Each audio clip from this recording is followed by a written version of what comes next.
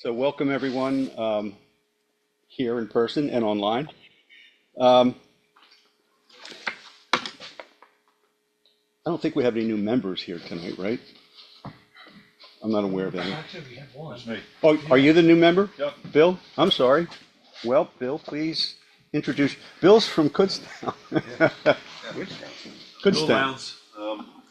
I've been a member of AAW for probably 25 years.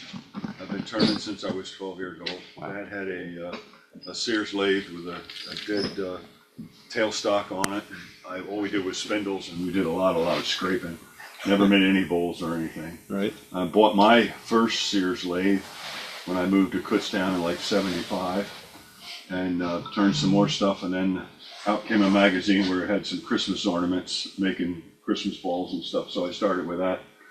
And then in '97, '98, I really got back into it, and I got a bigger lathe, a Nova lathe, and did a lot more turn, and started going to national symposiums. And then when I retired, I was able to buy my one-way. Nice. I've got a great big one-way. I have also running that too. That, and I bought a tractor so I could. Oh, so you can move them, So I could carry the log. carry the lathe. Yeah, we burn wood for most of our heat too. So I'm a member of Lehigh Valley. I go to Mike Key's on Tuesdays, which is tonight. But I was here last Tuesday by Right. myself. Sorry. So, yeah. I'm glad you made it back. Yeah. Yeah, actually. It's a big thing. I was impressed with the mid-Atlantic Woodturners, which you guys are all involved in, I guess. Right. And I'd never been able to go to it because I coached soccer up in Fleetwood and Wilson up in the Reading area. So that was soccer season. So I finally got to one this year and had a good time. So, Great. all right. Thanks. Thank you. Welcome. Welcome. And where do you live now? Kutztown. Quite a drive. Just around the corner. Like 50 minutes. Twice. Twice around the corner. Took Right. us about 50 minutes to get here. Rick Atkins is actually on his way back from Pittsburgh right now. He works with a family who has a child that has some kind of a handicap, and they go out there once a week. And he actually overlooked the fact that we postponed last week's meeting till tonight, and so he's on his way back from Pittsburgh. He did give his treasurer's update is basically things haven't changed since last month. We haven't taken money in. We haven't expended any money. But shame on me. Barry reminded me that there was the charity that Ben's family had asked that people donate to. And we said that we would donate $500, and then if there's a shortfall, that would be made up by an anonymous gift. And so Rick said that he has not received anything. He did respond, Barry. Said he has not received anything yet. So, and I have to confess, I totally forgot to bring a check tonight, but I can't give it to Rick anyhow because he's not here. So I will be catching up with him, and I will just encourage anybody who can do so to contribute to that charity. And this is the same charity to which we pay our annual rent or annual gift in lieu of rent. I think it's the same charities. No. Or at least the one that was listed by Sheriff, by his wife, Right? was, I believe, a church affiliated Well, we church. looked into that, and I think we ended up thinking that it was the same charity, but is the same thing. I think it's the same charity. okay.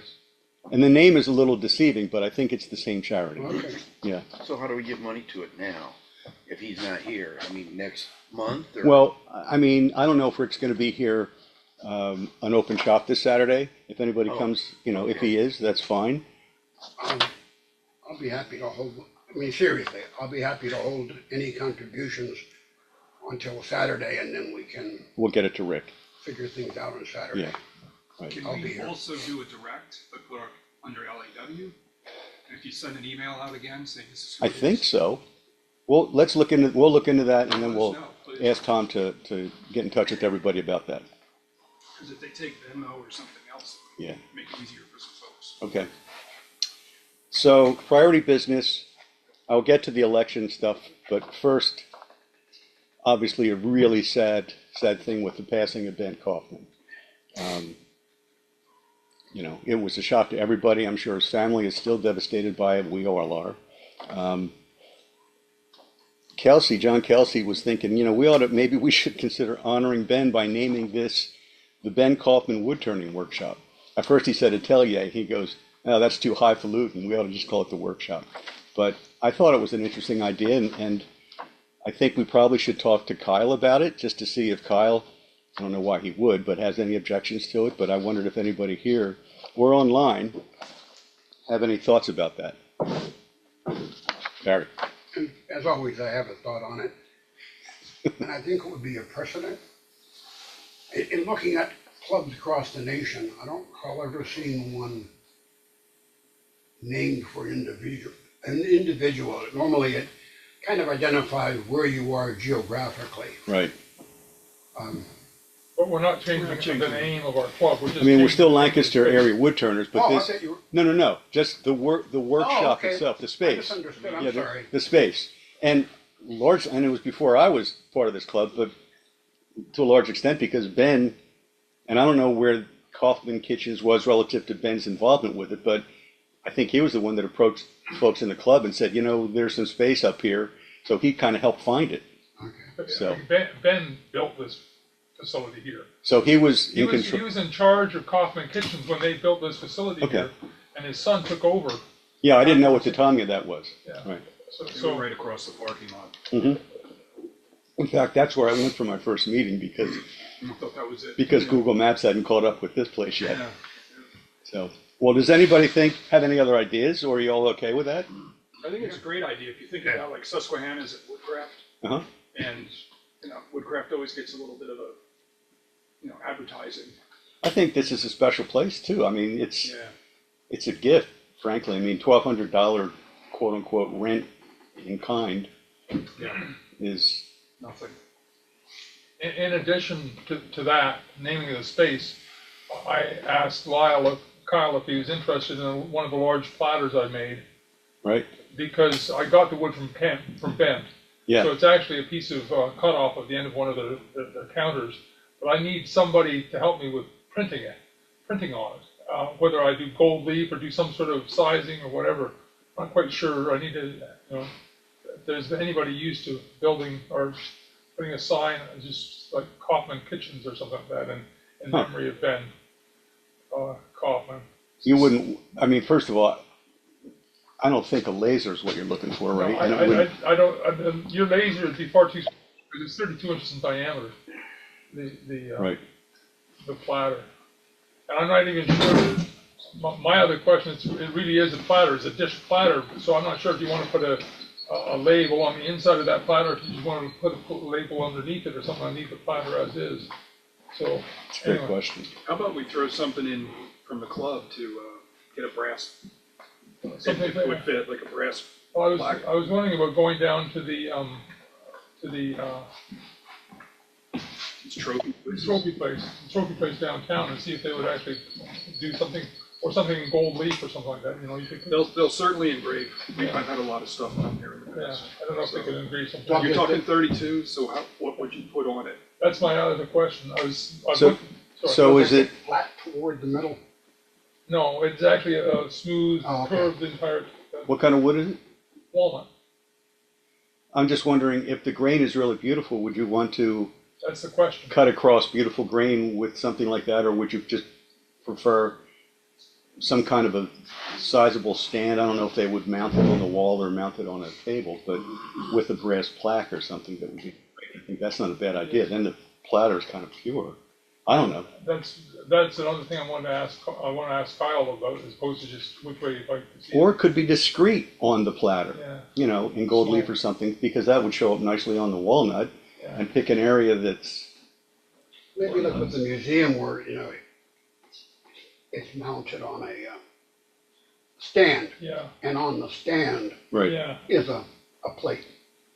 And I've got a backing. It's still got the recess in it, so you can actually physically mount it on a wall if you want to. So you hang it off the wall. Give them a brass plaque to put on the wall next to Yeah, it. exactly. I think that's a great idea. It'd be beautiful. And then the other thing John Kelsey suggested is somehow somebody in the club, we have all kinds of talented people here, craft a sign for this meeting area that says Ben Kaufman Woodturning studio or whatever he called it, woodturning workshop.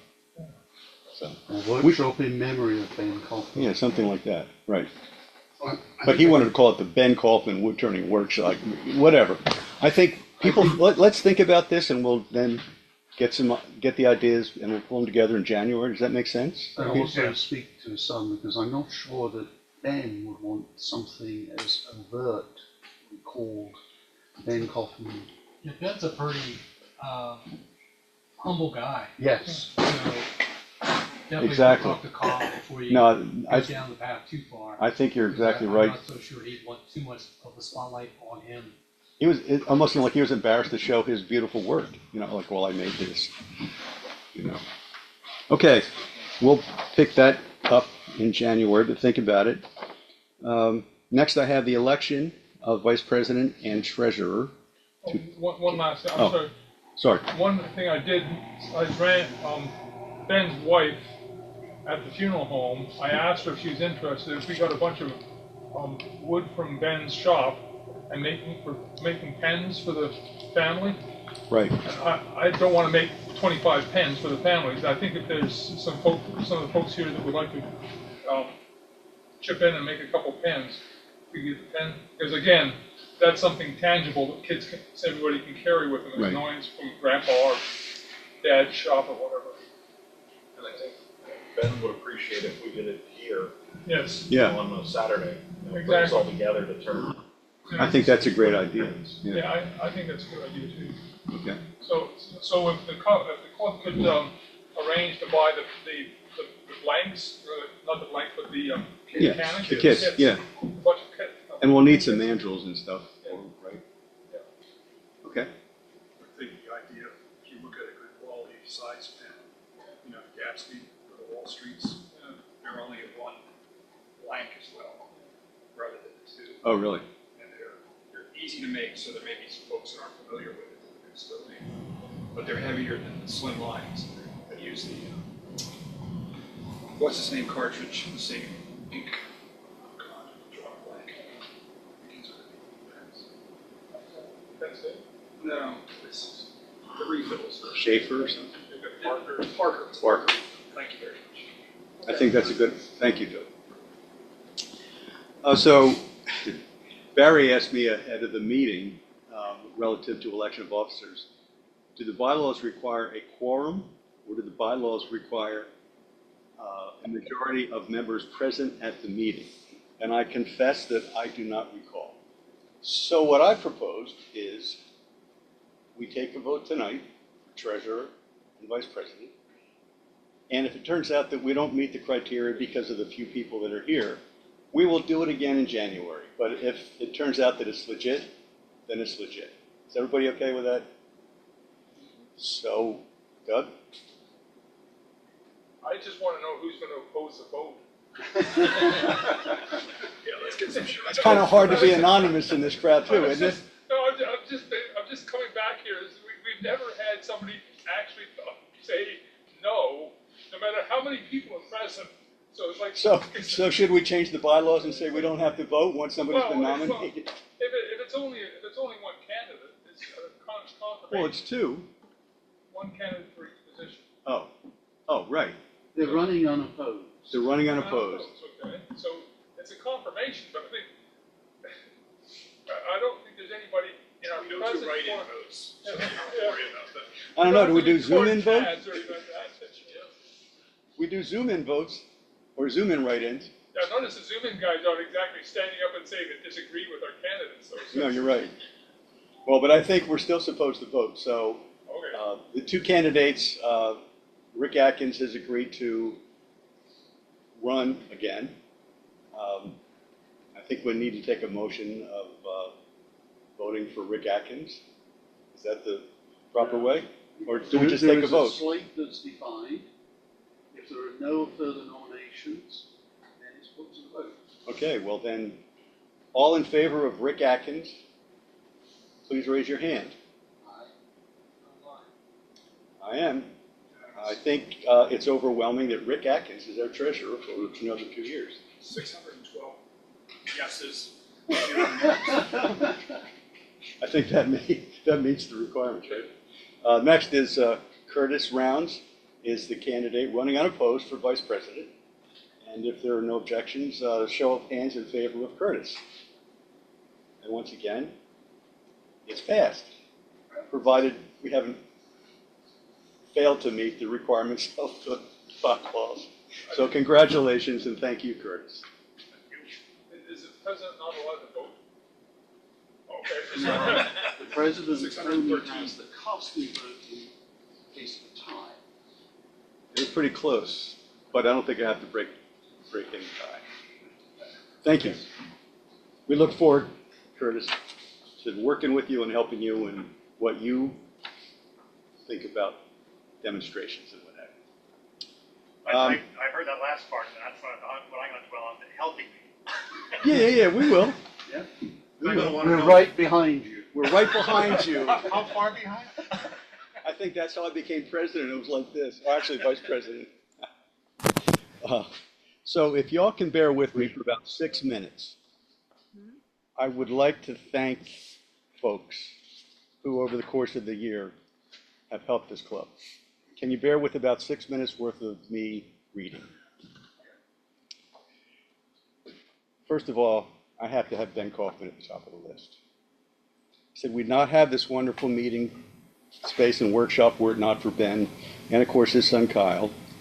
Several years ago, before many of us, including myself, were members, the club was without a secure meeting facility. Ben and Kyle offered this space to the club and it continues to serve us in a manner that many woodturning clubs cannot even imagine. And the reason I put this on the 2025 list is because every single year it's a gift. And so I think that's significant. Next on my list is Barry.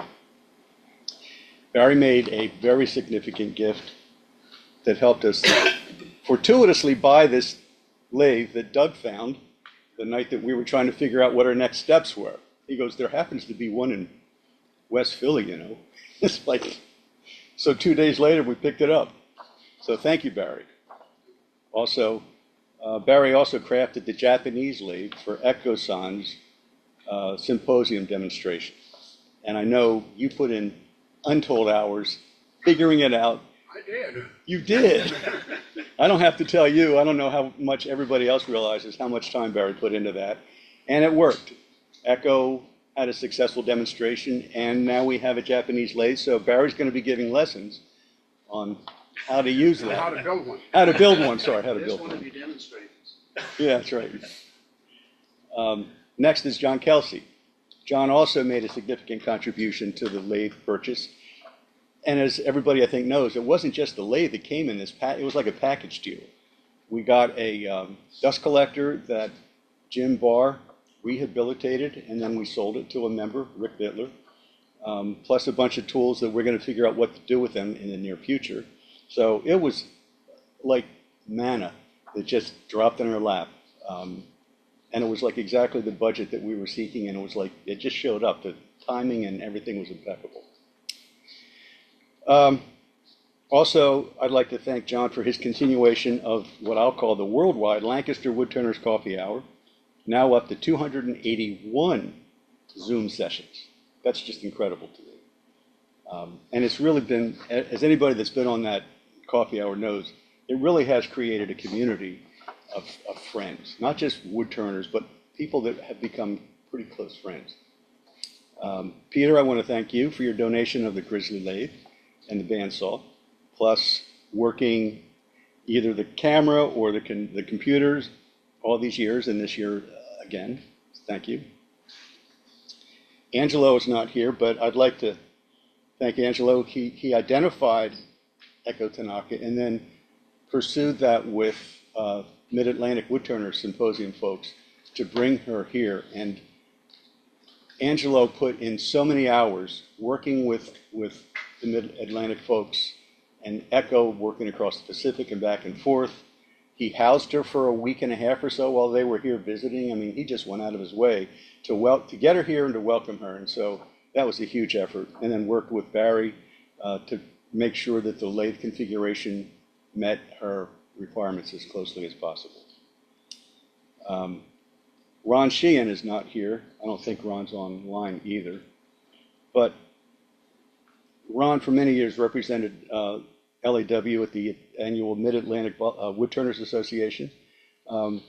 And also, he spent many hours soliciting and organizing volunteer efforts, as well as his hands-on effort, and he did the same again this year.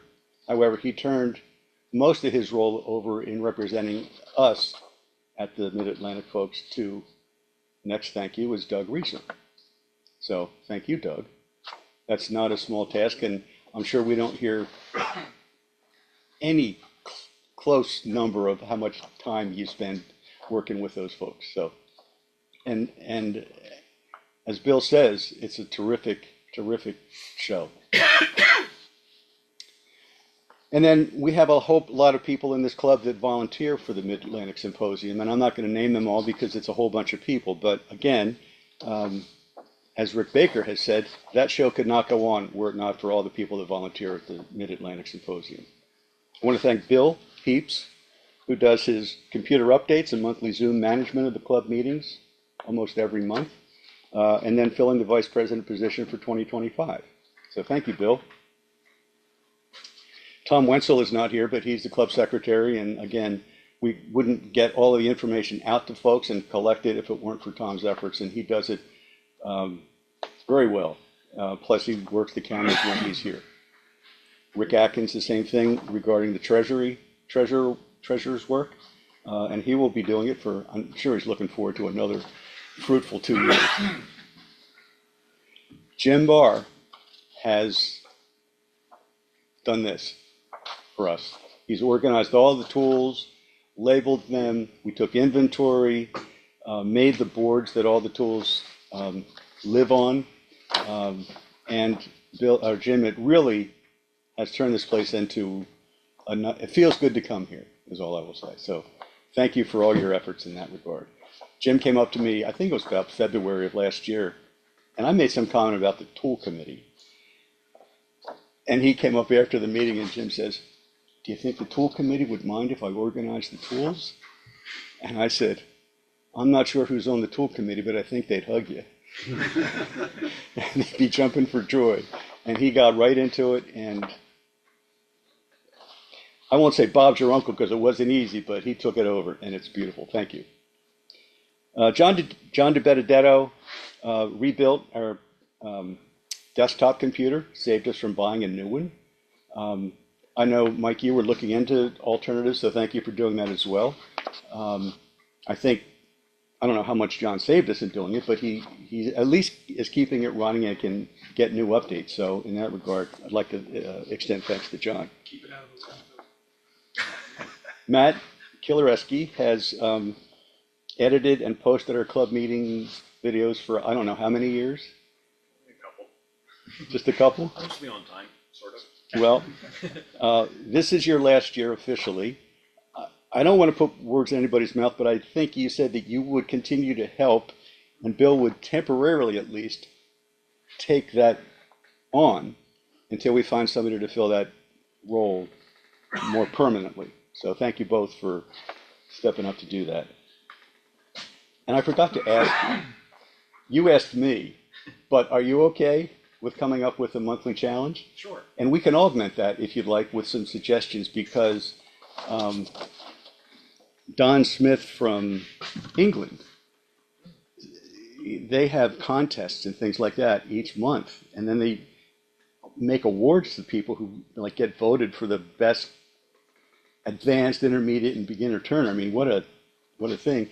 And he has a whole like year's worth of challenges. So he was going to send that to John, and I thought, what better place for somebody, us, you, whomever, to look at and figure out what we like from Don's list. Okay. So we'll talk to John about that. Okay. Sorry to interrupt, but I just emailed you my suggestions for next year. Okay, So they're just suggestions. that's fine. Happy to add to them. And unless somebody's really getting on the stick and doing like next October's, we can also look at Don's list and modify it if we see anything that really pops out. Jim Bowman, is Jim Bowman here? I don't see Jim, but he co-hosts quite often John's coffee hour when John can't make it. I do it too. I think Jim probably has done it a few more times than I do. And again, that has also brought in a lot of members from around not just the US and Canada, but we have Kai from Germany and Don from England and what have you. So A lot of Canadians. a lot of Canadians, a lot of Canadians. I think we ought to recap our demonstrators for 2025.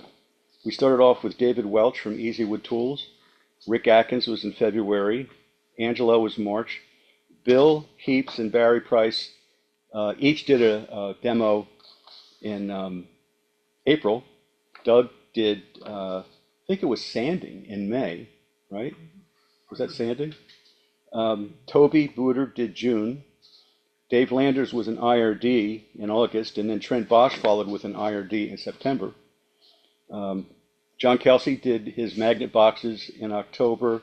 Tom Wenzel did his trees. He doesn't want to call them Christmas trees because he tries to sell them year round and says if he calls them Christmas trees, they won't sell as well in the summer.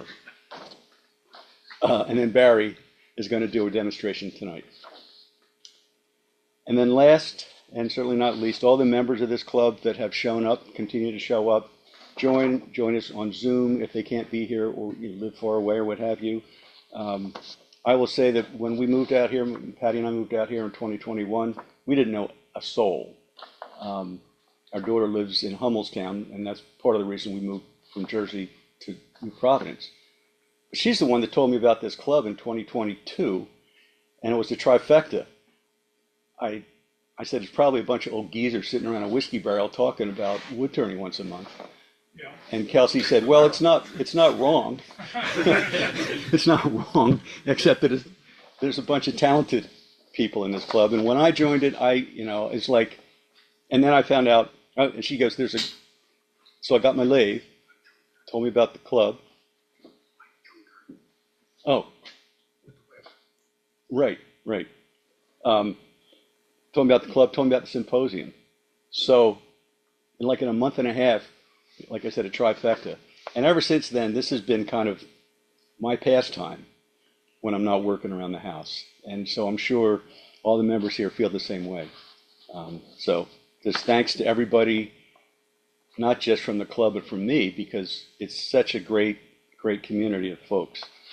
And I don't want to overlook Mike Junkerth and the website, because the website, I was, like I said, before I actually looked at the website, that's when I made the comment, and then I looked at the website, and I said, oh, here's this guy that they had a video about. I'm going to look at see what he has to say. And it was Richard Raffin. And I went, huh, pretty cool. I went out in my shop where I had a book of wood turning that I bought like 10 years ago. It's Richard Raffin, wood turning. It was like, I wouldn't have found that if we didn't have the website. So I appreciate that. I inherited something that was like a Prodigy, if you remember Prodigy's dial-up Yeah. service. It was some static information. We tried to make, over the years, a number of different, there's a forum out there that I'm sure, it's easy to get to, but no one has really responded to it. And I've gotten some feedback that certain browser settings will say that the site is not secure. And it has to do with some of the new browser updates. right. And just to give this note out there, we have evolved as a club with many more members. The content with the coffee hours and the monthlies. And at one point we talked about having member pages, individual member pages. We talked a lot of different ideas, but we did not go into any kind of payment form. So we didn't want to pay GoDaddy Right. an extra 100 or 200 a year Yeah. to give that protection. And, it would be great to do some things with this site. If anybody wants to contribute their experiences, that would be terrific. I don't have much whatever experience I have is useless, but I wouldn't, I'll put it in the positive. I'd like to learn more about it if you want to take some time to show me what you've done. Yeah. Doug? You forgot one person, John, I'm sure. and that is, I've never had, in the entire time I've been with the club, and I only missed one meeting in this club, and that was the very first meeting at Fox Chapel, when they first started it out. I've never had a president that actually got up and said thank you to everybody, so you've been a real class act as president. And I'd like to say that. Thank you. It's been easy to, I mean, I'm not like, Woodturners aren't classy, John, I'm just gonna say. We're a bunch of old geezers that sit around. Exactly. right, right. Well, I appreciate that. And I appreciate all the support everybody here gives me and gives each other. And before I forget, Open Shop is this Saturday from 9 to 12. So did I miss anybody? I'm sure I missed some people, but if anybody has anybody else they'd like to remember, thanks, please say so. Otherwise, also, one other one. If anybody's looked at the AAW article, magazine this month, there's a page in there from Thomas Skirto Davis with his pierced forms and what have you, and he's sort of an interview, and he's laid out why he does what he does and so on and so forth. It's a nice article and nice coverage for Thomas. So, and now Barry is going to do his demonstration for us, which is a Okay. nice surprise. I guess I'm just one more person with an idea on how to make hollow ornaments. I put most of what I'm going to do together when the AAW update came out on email, and it was a video of a gentleman making a hollow ornament. But I almost abandoned my idea of doing this when I saw, okay, there was a recent update on the thing. But he does something that I'm not very good at, and that is hollowing. So this is a non-hollowing version of making a hollow Christmas ornament. Did everybody pick up, whoever's interested in a little 2-page? I don't. Are you going to need the overhead, Barry?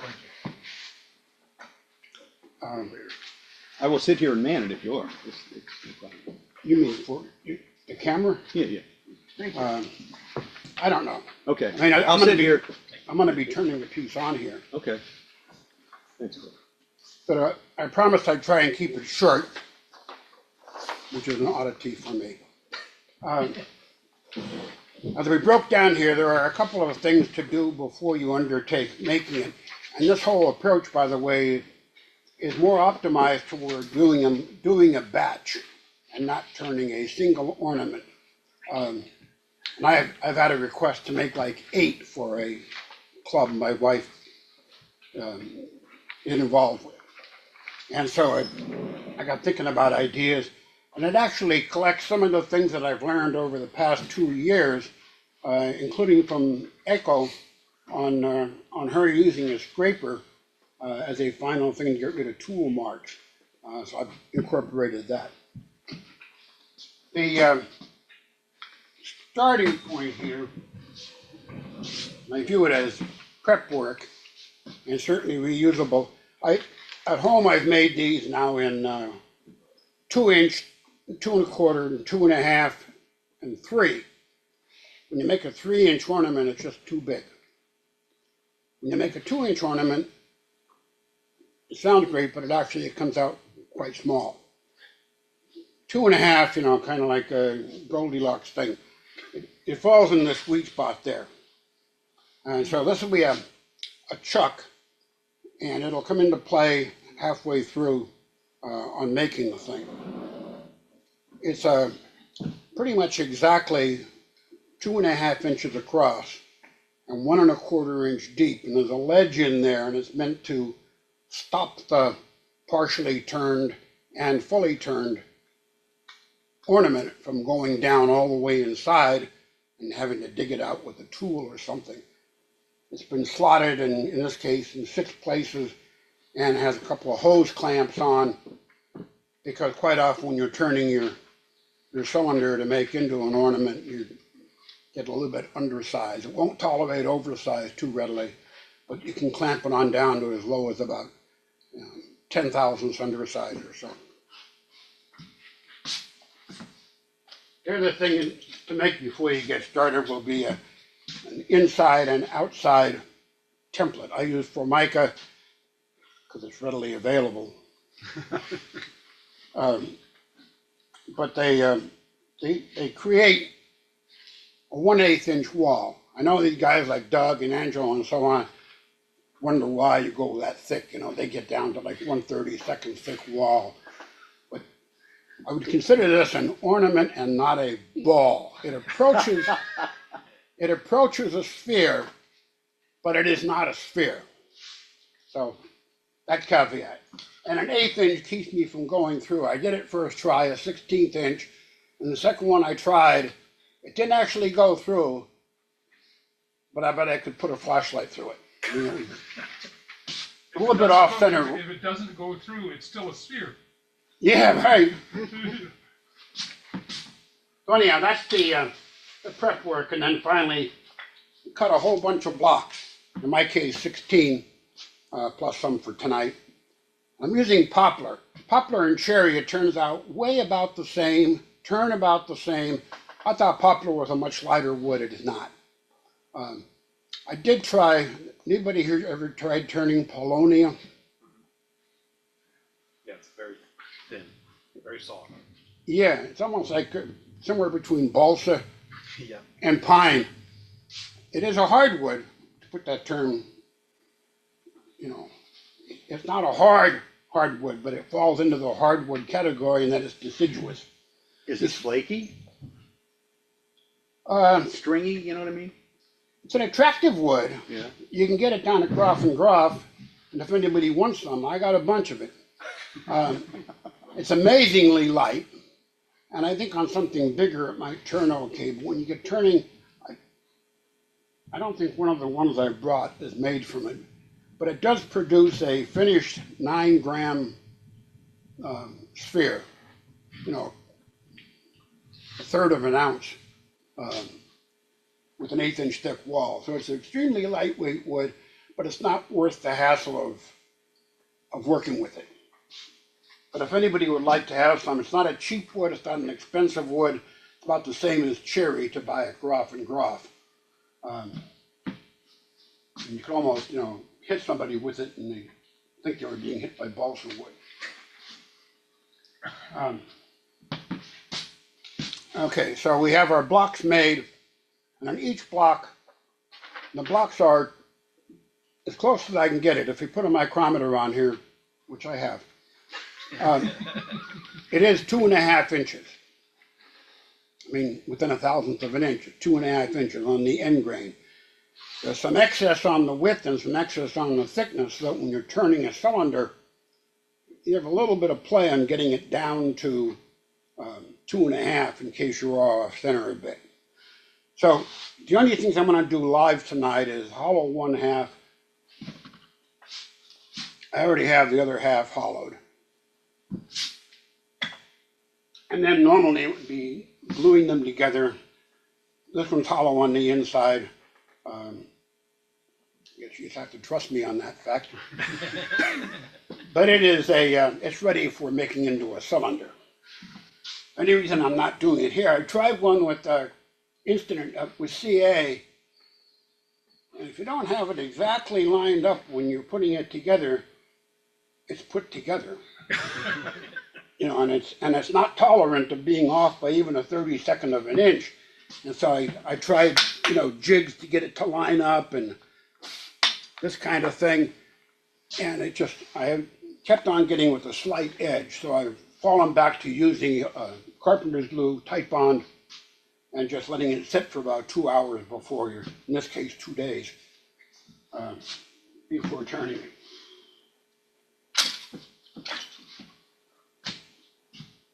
So I'm going to mount this. I took 2 of the jaws off. And the downside, this is one of these very cheap Amazon chucks. And I like it a lot, except for when you already run 2 jaws, all chucks have some of this lateral play when it's not under load. This one has a little bit more than Nova or any other chuck. And that poses a bit of a problem in that until you tighten it down, it's free to wobble. And if you're trying to put it on center, you know, it could be this way or that way. And then when you tighten it down, you're tightening it slightly off center.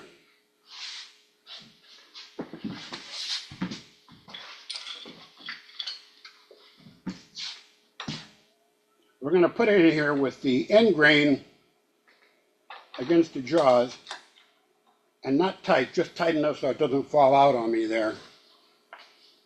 And then a step I left out was put your glasses on. There.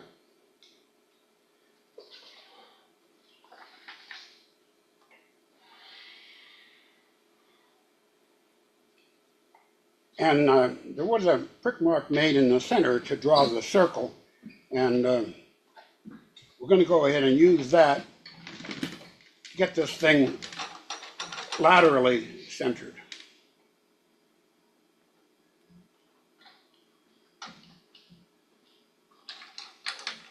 Where we're crushing here will be getting removed when it's turned into a cylinder, so it's not a big deal that it has jaw marks in it.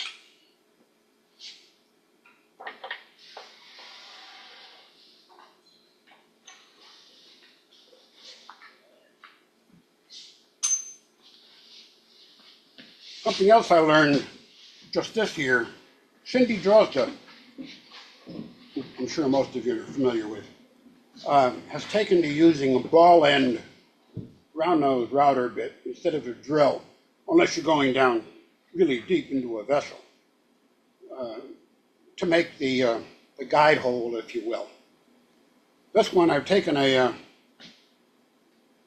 commercial half-inch ball nose bit and put a collar on it, and this plywood disc, which has relief inside for some of the final dust coming out of the hole, so what limits the depth is the plywood face here, and as reinforced by the collar, keeping it 1 1/8 inches. So it gives you both your center and the exact depth. Again, a micrometer on getting this thing. Hey Barry, what's the advantage of the round nose router bit over a drill bit? Well, you're making a readily identifiable depth. That drill bit, depending on the kind you're using, if you use a traditional twist drill, when you get down close to it, you start to lose the mark that it made. Okay. And I just find this is, I've even gone so far as once I got down there, when I had ran a crayon in there and just kind of colored it, and then when the color was all gone, I'm there. Although I have found that in using it, I can see the bottom real readily.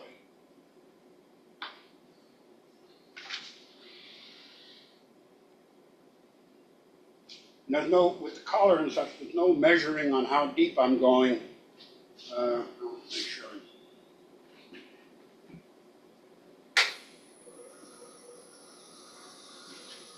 And a router bit, you can turn faster than a drill bit.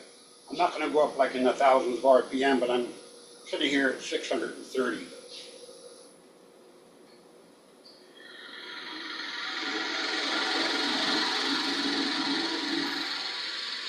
It starts getting tight because the flukes are getting full of stuff.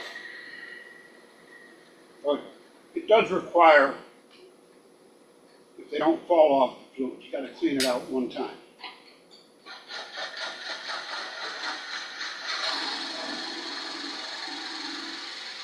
So there I'm up snug against the plywood backer.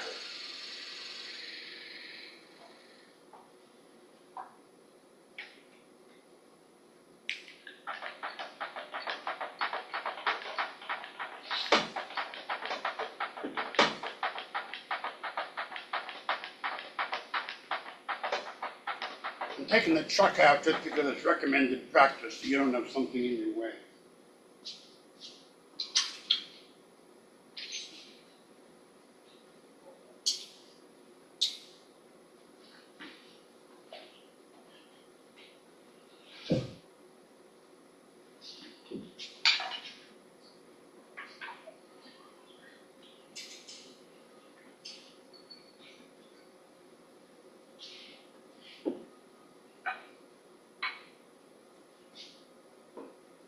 This is a regular round nose scraper that I have ground to a bit steeper. It's about a 20-degree grind, and then it's been undercut down here to make sure it doesn't rub on the inside. We're going to go up to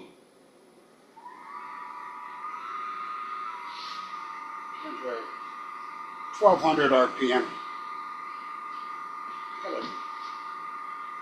lathe is kind of tall for me. I'm standing on a platform here, but to get in, I gotta step off it.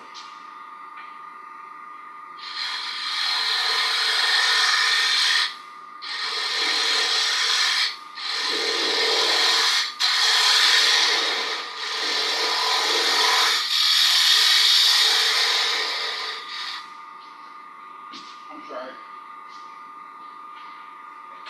Well, somebody gets stuck on my case.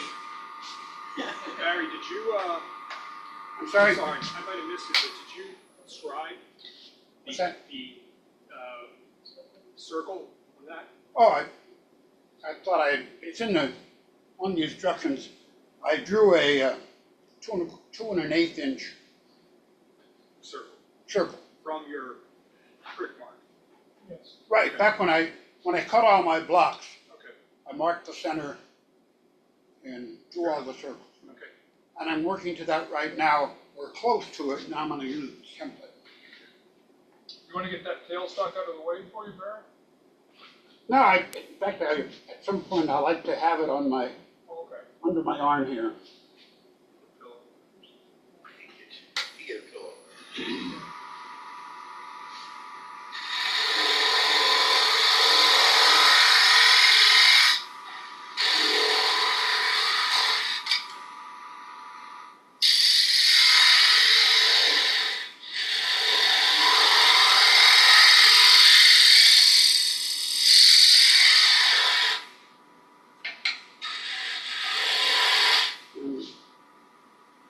Can this be activated? And I'm not sure if you can get inside. Maybe that camera. Careful where you're at. That's good.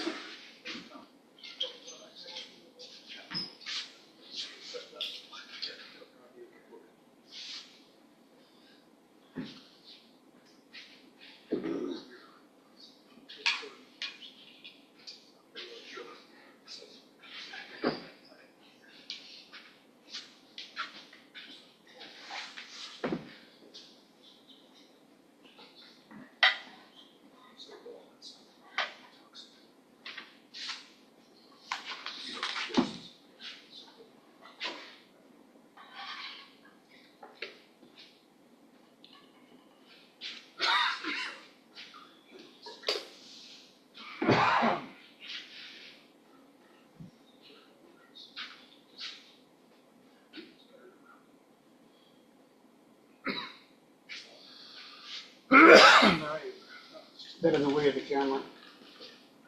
Not anymore.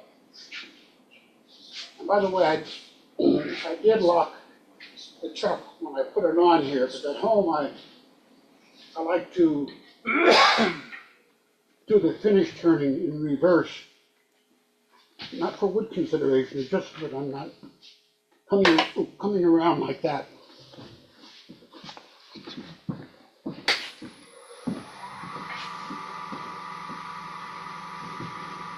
I think I'll do it here too.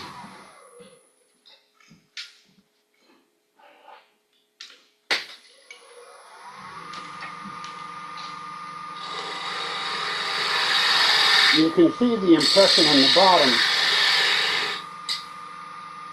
from the router.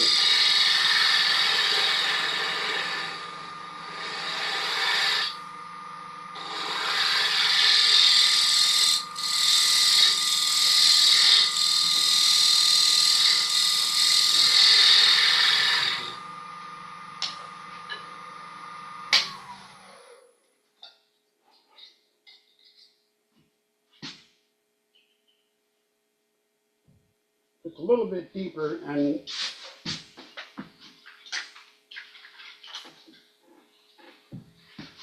this is not a regular crayon, what they call an oil pastel. They are made by Crayola, but you can run this around the edge when you put it in here, you can see the mark where you have to take it off. I know that a lot of guys, and they teach, basically waggling it this way, and you can see the pivot point. The mark to me is more obvious.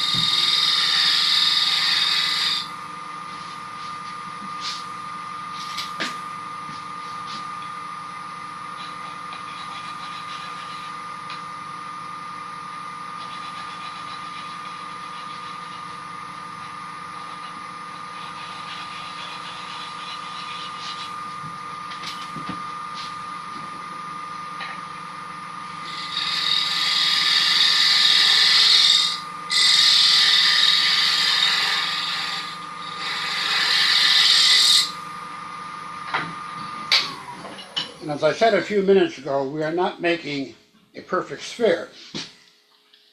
But you want to make sure that, okay, you don't want to have any more than you have to on wall thickness so you get a heavy ornament. But I'm happy with, it's in there within, got maybe another 10 thousandths to go before it be on the bottom. I'm happy with that.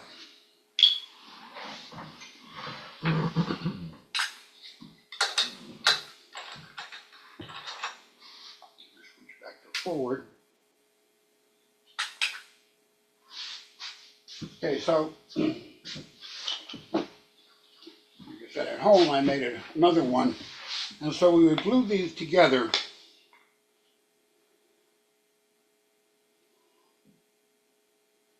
And if you can get them well matched up, you can actually bleed or capillary action with thin CA glue along here, and it will reach the rim. I just like the availability to move it exactly where I want it. I have a table saw, and so I put it on the table saw and up against the fence, and that pretty much secures where it is, short of shifting the whole thing, like this. Okay, so assume this was the two glued together. We are now through with the chuck.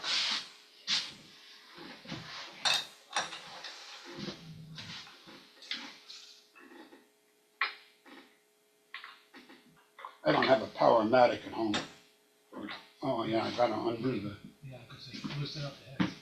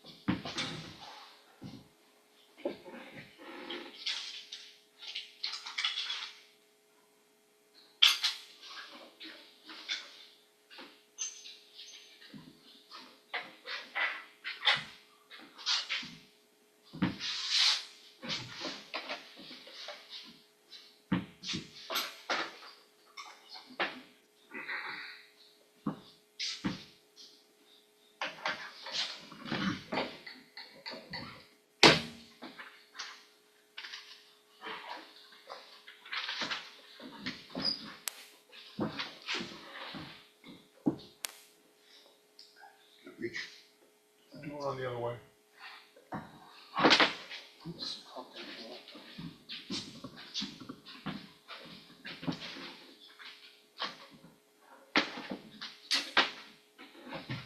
There is no more internal work getting done on it, so it's not as important that we have lighting on it.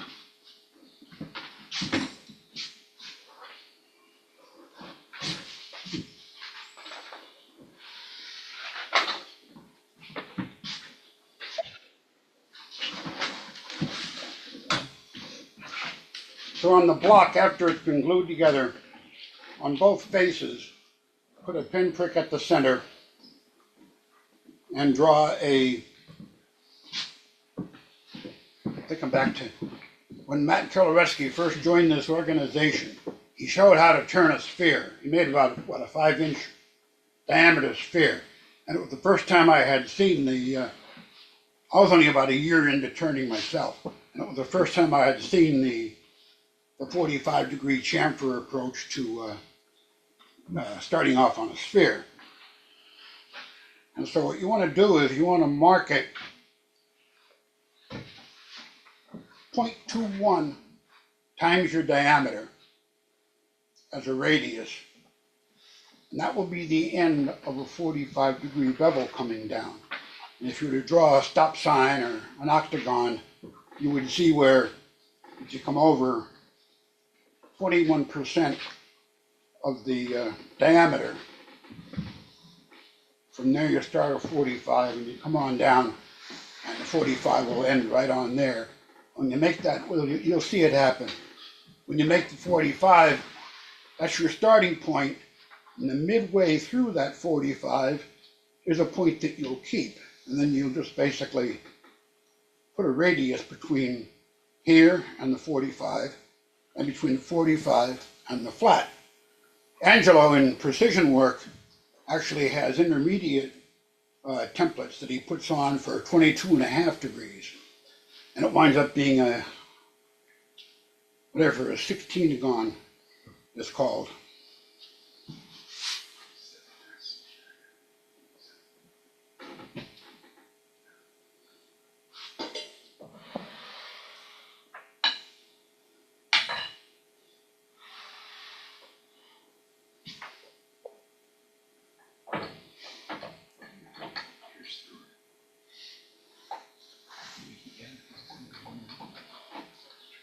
I'm using a steb center here.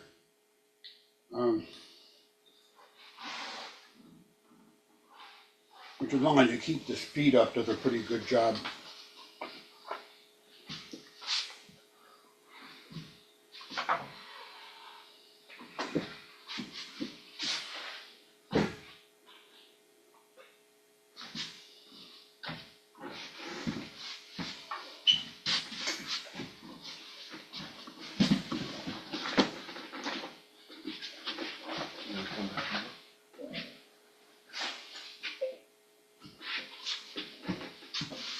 And we're gonna turn it down.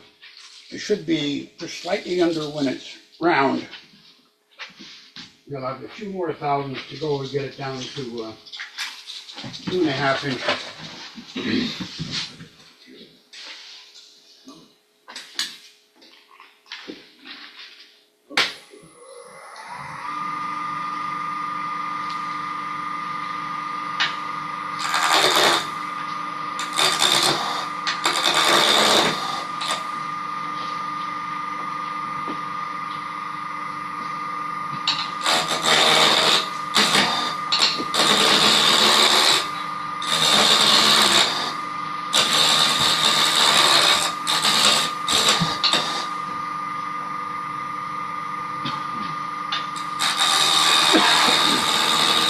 The impressions that are being made by the two centers will be getting drilled out for your finial on top anyway, so those aren't going to be imperfections in the final thing.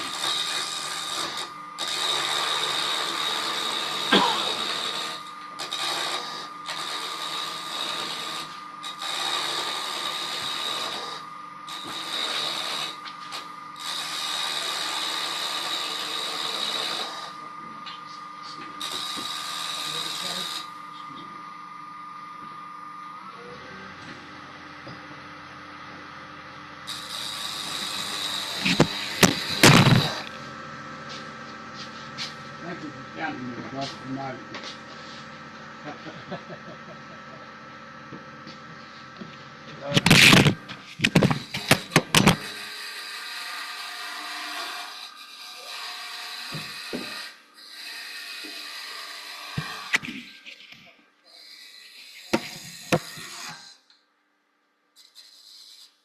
The good thing about stopping it, you can see how close you're getting.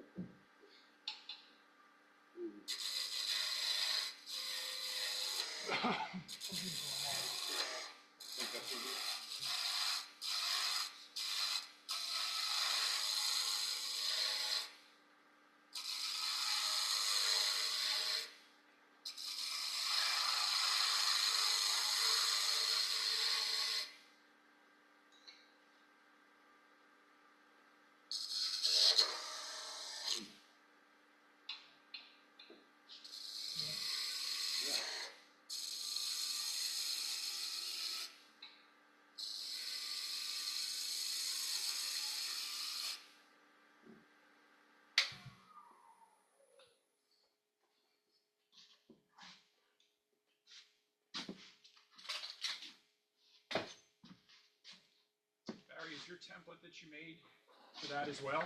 I'm sorry? You have a template for the outside diameter, right? Right.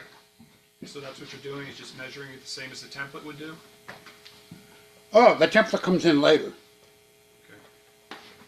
No, the template that was female will be used on the two ends once you put it in the holder.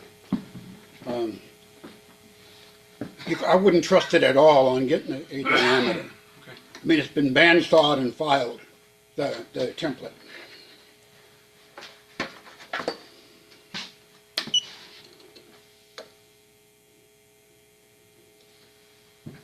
And so that's 2.507. So we're 0.007 of an inch over.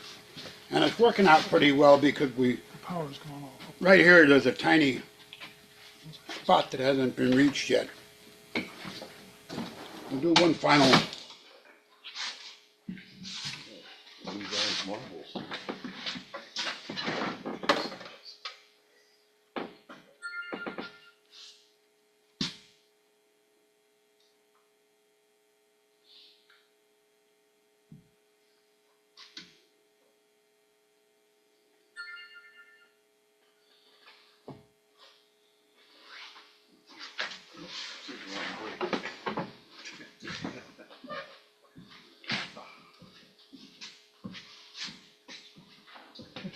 We'll try not being in your way, Barry. Just try to fix I just didn't know if you want to. No, that's. No, go ahead, no, we'll stay out of your way of telling you to stop.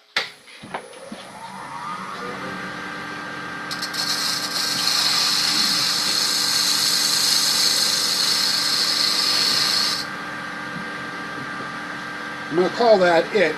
And the final thing I want to do is put a very small chamfer on the end so it'll insert into the chuck readily in case it's marginal.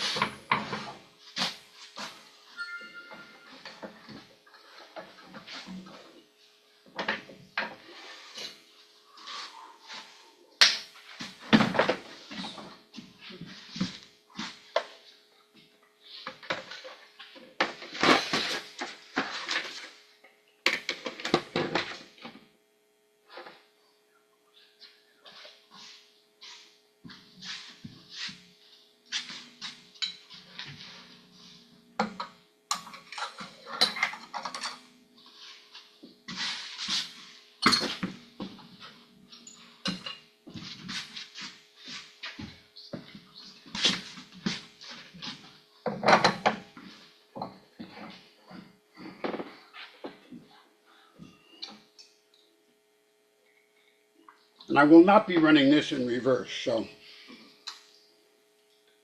Now, Barry, when you made your 16 or so, or 8, I'm sorry? number of ornaments, when you made your 8, would you take each step and just repeat and then take them all to the next step? Or did you complete an ornament and then go back to the beginning and complete an ornament?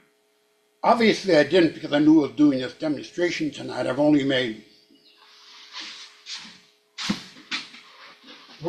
4 so far.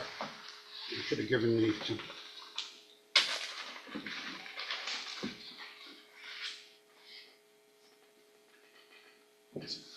Each step just to do it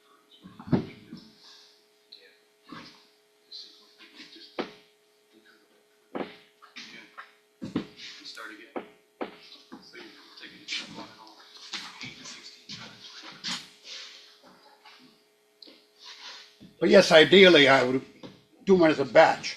You know, process all 16 half shells, glue them all together, turn them all as cylinders. Sorry. Maybe you could put beads inside and have Maracas. a mariachi. Mice in there.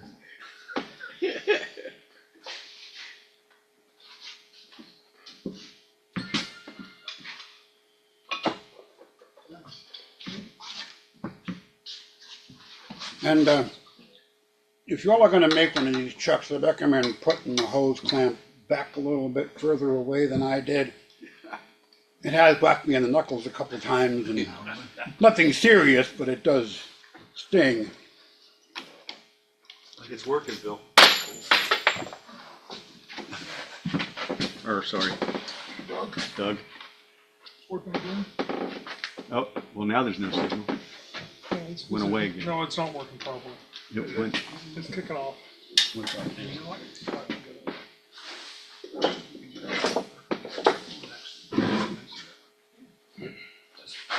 I'm here forgetting, I should have put marks on here.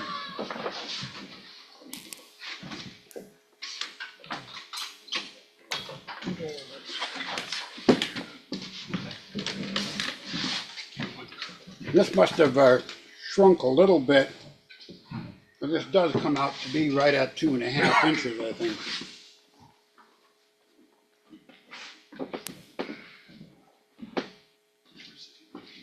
Like the 2.493. Anyhow, this should be marked at its center. Even though this has a stop in it, it will keep it from going down beyond the center. It's good to have in there.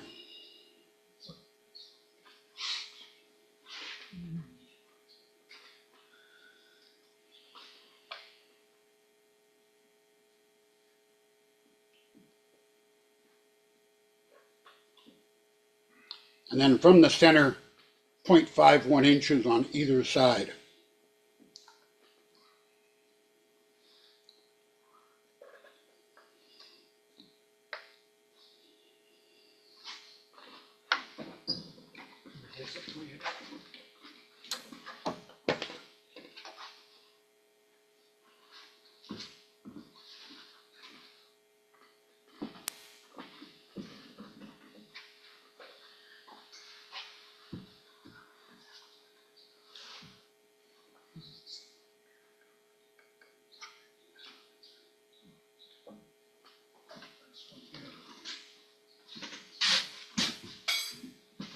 I got ahead of myself. I should have made those as circumferential marks when I still had it between centers. Got the 3 lines on there.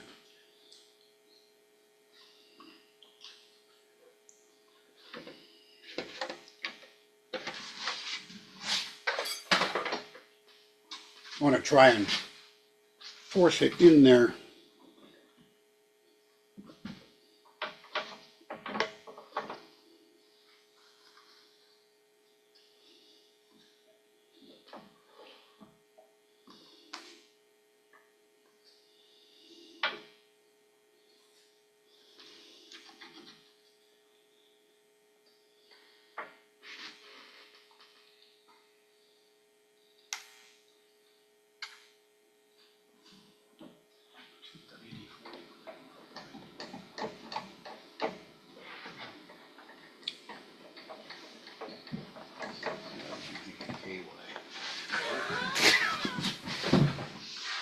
That's just the way I think. Leave it to Mike. It's the way I think.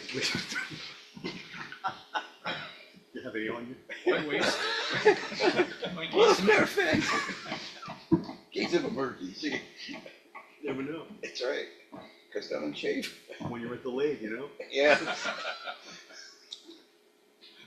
That's the next article in the magazine. Yeah, And then woodturning uses. Mike Amato and Jay Wachilli at the lathe. And what finishes you can use afterwards.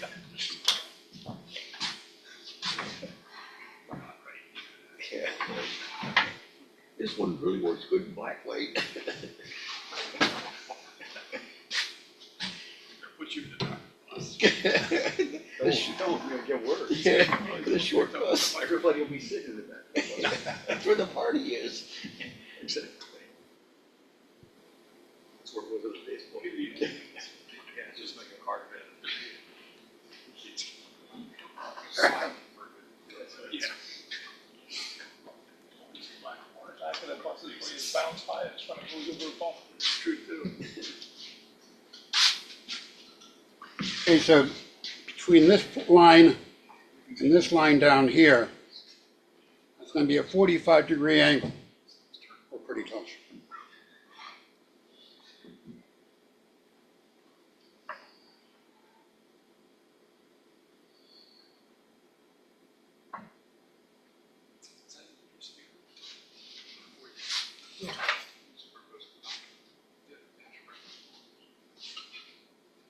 Shaping the edges off and off and down, and shaping the edges off and down. Shaping the edges off and down, and shaving it again, and doing it again.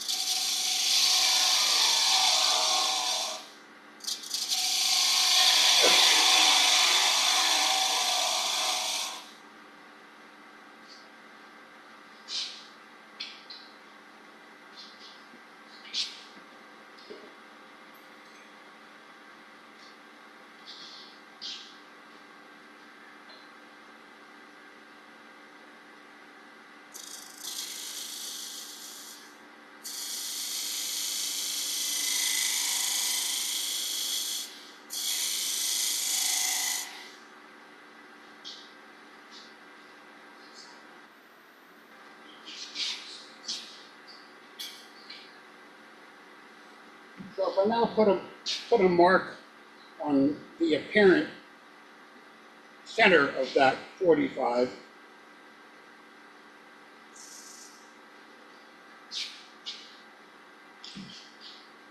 my job now is to turn a radius that goes from the face of the chuck to that, and then one from that to that, and not really remove the line. I mean, it'll wind up coming out, but we're trying to avoid undercutting it. But right there, it's only an 1/8 inch down tops to the bore.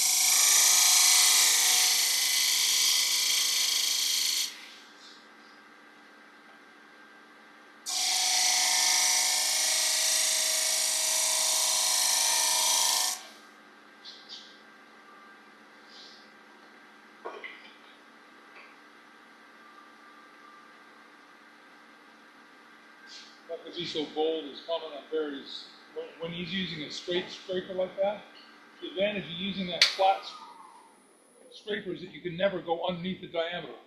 If you use any other knife like any curve at all, you can go down beneath the diameter and therefore get much closer. But if you're using a straight scraper, you're always going to be tangential to the diameter, and therefore you'll always get you'll get a much better luck with your ball when you're doing it. Yeah. When you do what? I just said your straight nose scraper on that, because it's a straight line. Oh, yeah. It's always going on tangential to the curve. If it's a curve or anything, you can actually go below that tangent unintentionally. But it's always cutting at a tangent when you're using a straight nose scraper. And I will wind up bringing this into play, Yeah. but I know I'm not near there yet. It's a good point, though. It's just, Is that a negative break? it's not the negative break, it's actually the Right. So you're the border, yeah, I think he is, yeah. Again, think radius. You're doing a radius between that tangent point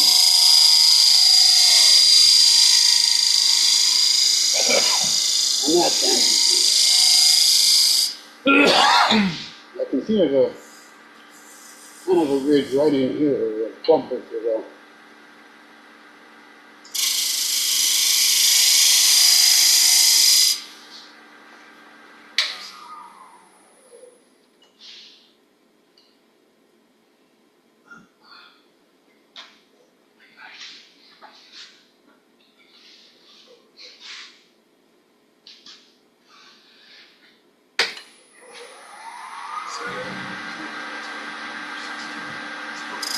I don't know if you all could see the mark, but it was right here about at the tangent point.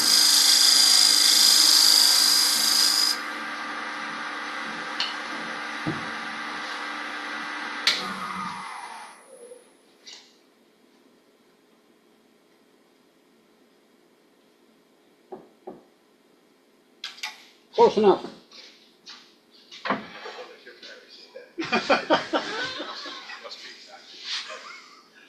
Within a half an hour. That's wrong.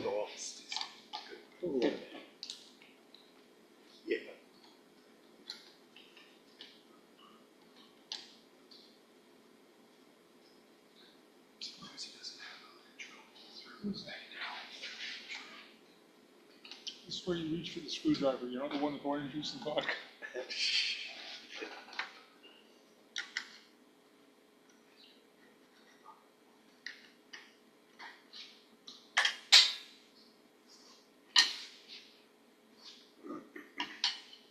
I think part of the problem is I've been working in a between 48 and 53 degree shop when I made this thing, and you think it would get bigger as it got warmer. I don't know. I can't account for why it seems undersized. Can I make a motion that we find a Barry's heater? What's that? What the hell's the matter with you, man? Come on. Now, because on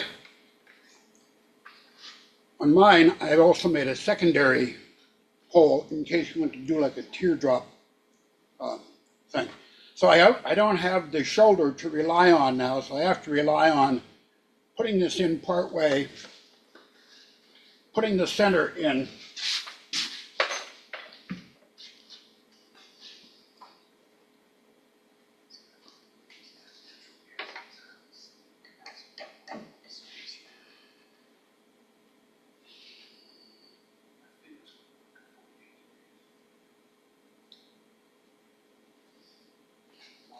And then kind of visually orienting the line.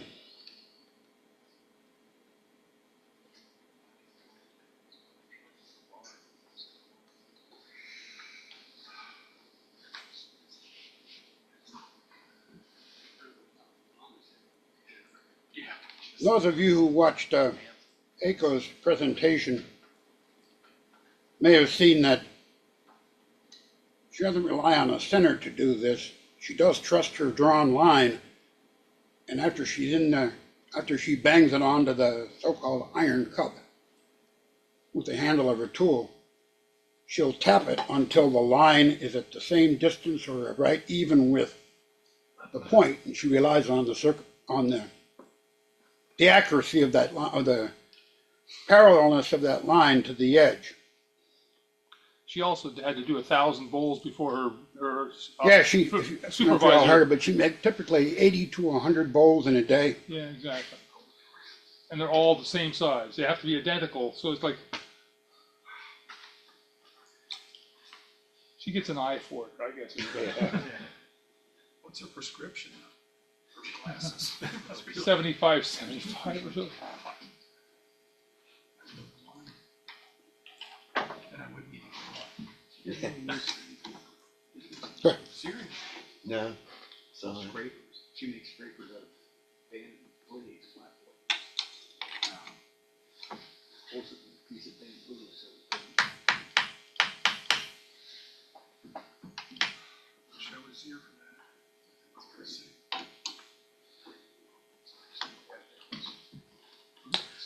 And you want to make sure your hose clamps here are tight. I had one almost done a couple days ago, and it slipped and rotated in the cup, and it proceeded to burn. I didn't catch fire, but it burned about a quarter inch. It burned right through the wall of the sphere. So those things are tight to get hosed. And since you're just barely on the tangency there, don't have a whole lot to hold. So for the heavy cut, we are going to use the center. Okay,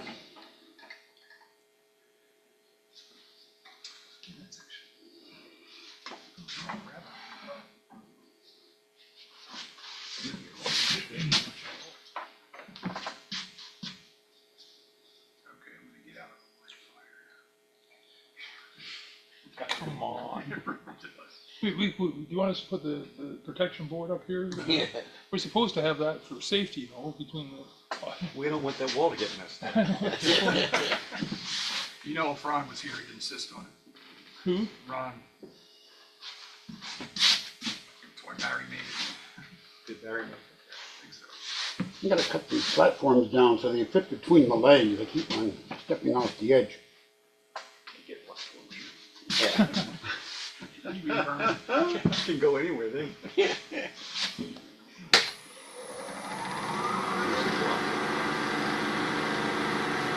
I don't feel bad. Close enough.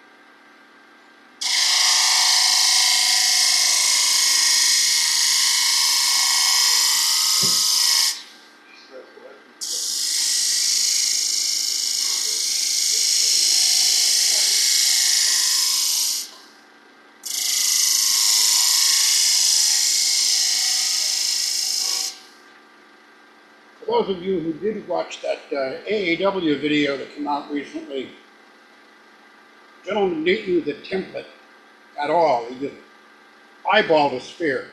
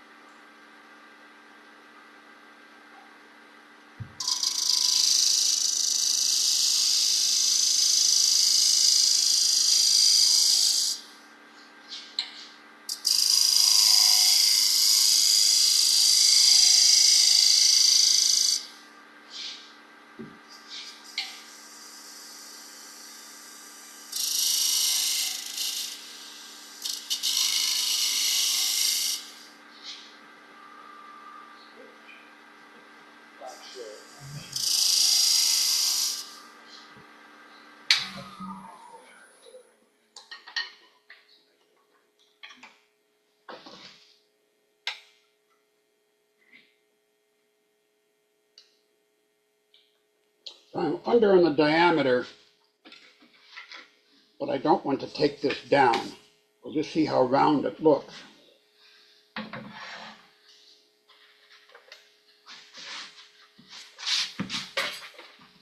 Because we aren't doing a true sphere, there will be no second axis where we're going to rotate it 90 degrees. It'll just be visually trued up between centers.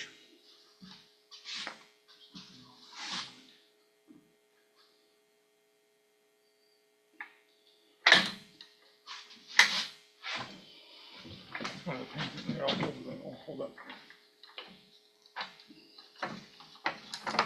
Thank you, Doug.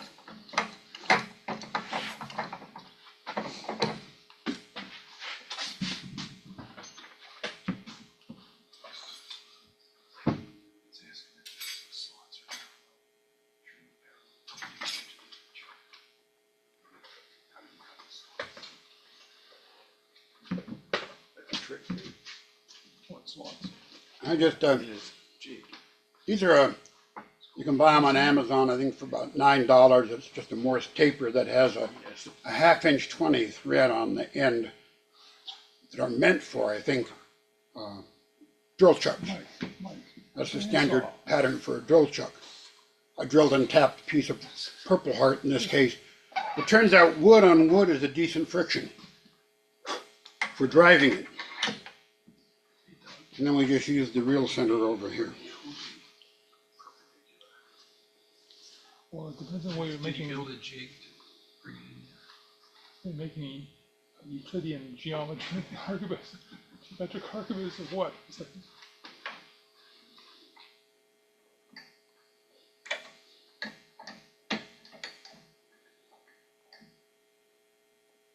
That's interesting. You have Morse paper tubes, 3/4 20 on it. We have all kinds of things.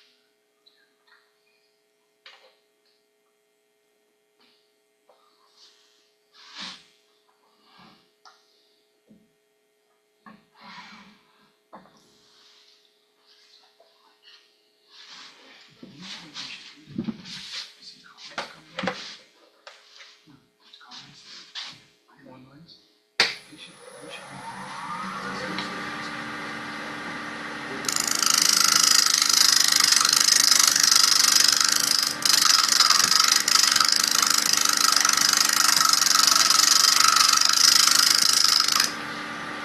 Normally I don't encounter this kind of wobble.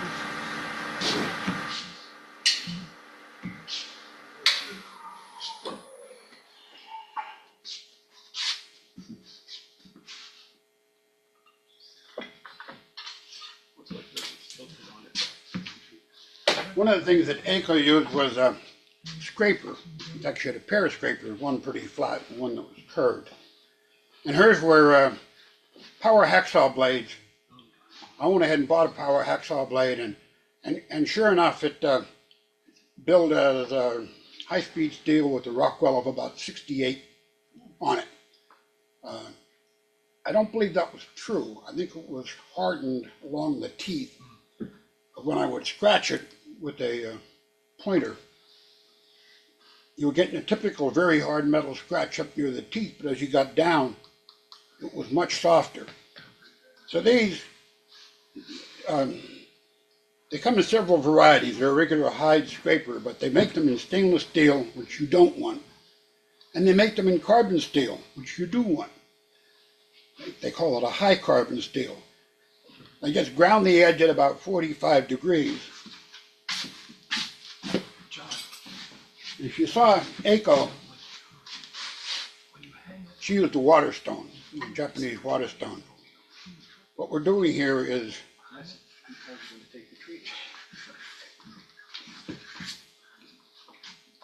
pulling a burr on that. And then you place it, it's kind of like, if anybody here has ever used a cabinet scraper. You hold it down almost tangent to the surface, and you're cutting on the underside, and not at that kind of RPM. It can't pick up the lows at that kind of RPM. It just rides on the highs. So we're going to use a much lower RPM. Barry, are those scrapers advertised or packaged as the carbon steel? Yeah, if you go on Amazon, I don't know how to narrow it down, but I knew I was looking for, I had an old one that's been ground down to about here that I use as, surprise, paint scraper. I didn't want to use that, but I did try that, and it worked great. Forms a burr nicely, pretty long-lasting burr. But it is marked as carbon steel, not stainless steel, and they look identical. Hyde makes them both, and there was some Chinese company that makes them also. They said high carbon. I just In fact, hide might be made in China.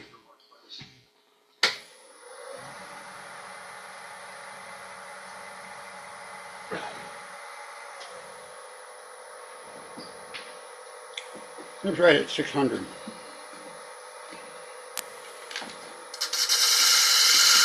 it's a low enough speed that by applying finger pressure, it's almost like you're inserting the scraper between your finger and the wood. It follows the high spots and low spots to get rid of the tool marks.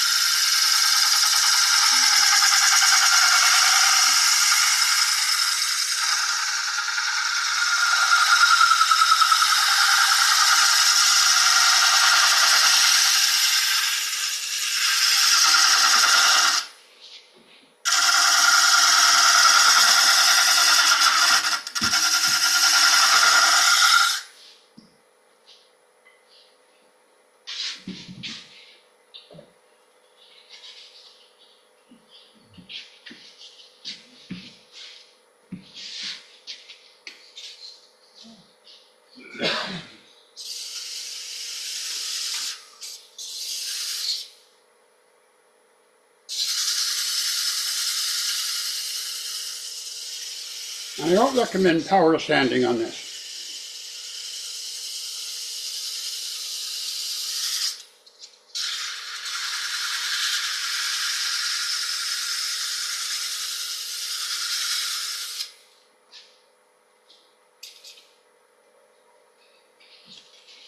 It's just 150, 220, 320.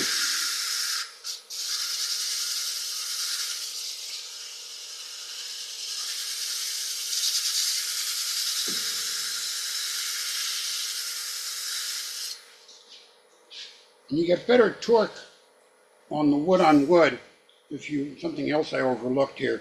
I should have drilled 1/2 inch or 3/8 inch right through the ball while it was still in this chuck. Then you have a bigger diameter for this to ride on, and the extra torque that it provides, you don't get this kind of slip, you don't get slippage unless you're really bearing down on it.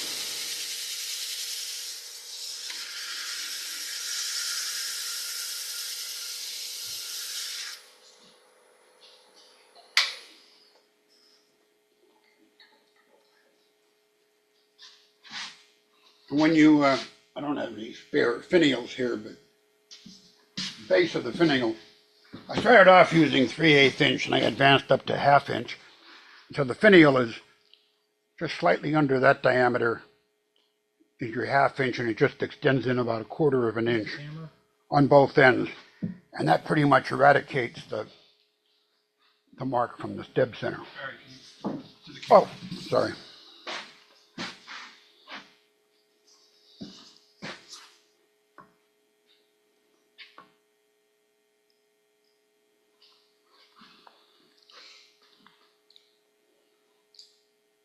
You got it. And the paint and finial will actually probably about double the weight.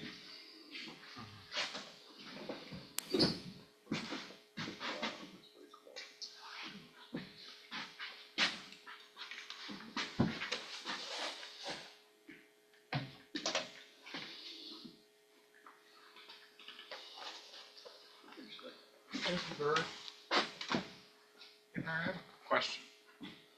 You put the holes in along the seam as opposed to the peaks of, is there a reason you did it that way? Oh, just because I didn't want to, if I put the holes 90 degrees to that, I would have had to make the whole ball 90 degrees to that. Okay. And I wanted the 2.5 inch exactness to be on the axis, to be on the length. I didn't want to be cutting off end grain to try and trim it down. Gotcha. So at the expense of maybe not being entirely spherical, it is 2.5 inches long, which works from start to finish on making it. I thought you were going to tell us that the actual putting it on the end grain help with compression of the ball and therefore is much more stable, or something engineering like that, as opposed to just some measurement question. No, but I do like having a center, just like making a box. Yeah. You know, you want to have the same type of grain all the way around and not cross grain, parallel grain. You know, you want to do it with the end grain. And so I don't see a reason not to. I guess I could have, I thought they didn't bring them along, but when I get marks that I can't cover, I bought a thing of this red auto body spot putty. And you can, with your fingertip, you can smear it on there and put a heat gun to it, or hair dryer to it. And in 5-6 minutes, you're able to sand it smooth. And again, I'm expecting each one of these that I make will be painted and not natural finish. That is in my mind, the single biggest downside in this method is that you are going to have a seam that you have to contend with. How did you paint those? Is that a metallic paint? Metallic craft paint? This one is a metallic, and that one is supposed to be one of these shape-shifting iridescents. Oh, yeah. I'm not too enamored with them. I say this after I bought an 8-pack of 800. I think it was like 835 cc's. It's a big bottle. I didn't know how big the bottles were. I thought, yeah, it's a pretty good price on Amazon Prime Day. It was like 47% off, and only like $12 for 8 bottles. And I thought I was getting bottles.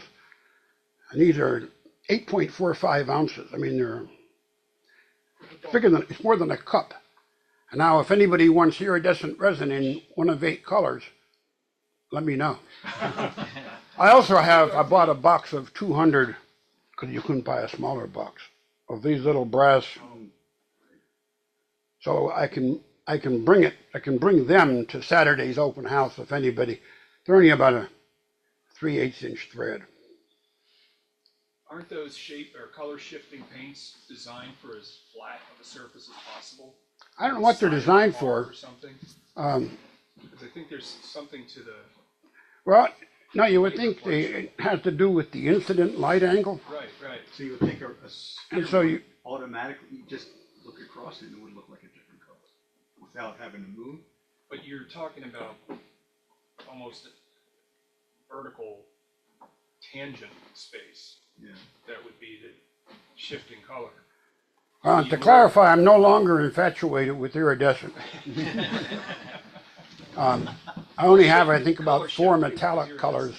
One of them is pearl, which I really like. It makes a white ball that if I was anyways artistic, I could do some these pink pens like Tom used on his tree. You know, you can put holly leaves or berries on. Pretty much anything goes on the white. And by the way, the first thing you put on here is I bought a bottle of black tinted gesso. Yep. And you thin it out probably with more water than gesso. You want it fairly thin so it doesn't form ridges. And I put it on by hand at the poles and then put the poles on the centers and don't put it on while it's turning. There is that temptation. And it wants to puddle it in front of the brush and you wind up with, because it dries so fast, you wind up with brush marks. So if you brush it on, thin it out, all the acrylic paints, thin them out at least 1-to-1 with water. Ideally distilled water, but water. And when you paint them, I paint them now longitudinally. With very light touches of paint. Just spread it out. And I think that was 4 coats over white gesso. Just to get it so it was, they call it ruby. What about just a sanding sealer, shellac based? Um, Wouldn't that give enough? The first one I did with wasn't shellac based, it was lacquer sanding sealer. And it worked fine, but the acrylic does not want to bind to that as well as, now this is just from reading. The acrylic wants to bind to the gesso. It's an acrylic surface in itself. And so gesso has penetrated the wood. And it actually dries quicker than lacquer sanding sealer, which even with the heat gun, you're looking at about 5 minutes of drying time. The gesso dries very quickly, and it doesn't get gummy when you sand it. You can go ahead and take 400 grit or 600 grit paper and run it up to some speed and go ahead and sand it smooth. Thank you, Barry. Okay. And it doesn't have to be that, also show and tell for everything. I hate to relinquish the floor. So this is my show and tell piece here.